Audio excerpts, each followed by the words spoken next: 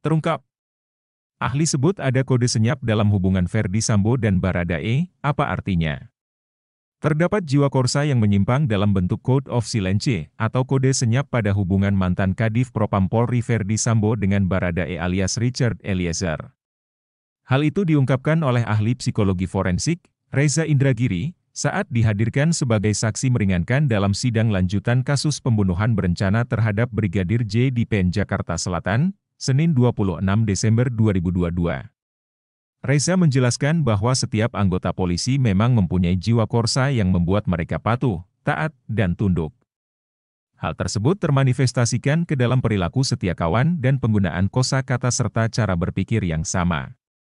Tetapi, ia menilai ada kode senyap dalam jiwa korsa yang menyimpang antara Verdi Sambo dan Richard Eliezer.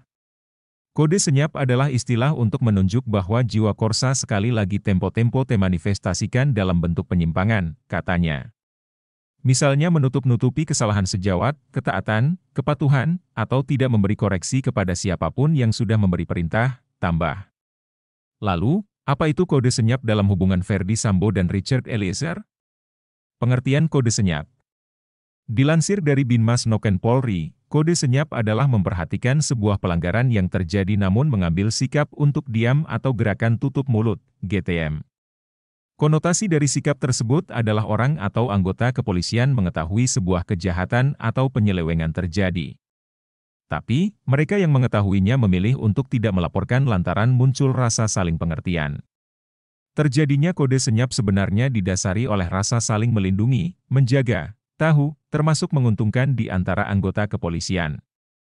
Hal ini dapat terjadi di segala tingkat, mulai dari bawahan dan atasan, junior dengan seniornya, atau sesama pangkat. Sementara itu, dikutip dari Police Brutality Lawyers, kode senyap adalah keputusan dari anggota kepolisian untuk tidak melaporkan penyalahgunaan atau kejahatan yang dilakukan rekannya saat bertugas. Ada gagasan besar yang menyebutkan bahwa sebagian besar anggota kepolisian merasa tidak malasah jika tidak melaporkan rekannya karena penyelewengan yang mereka lakukan.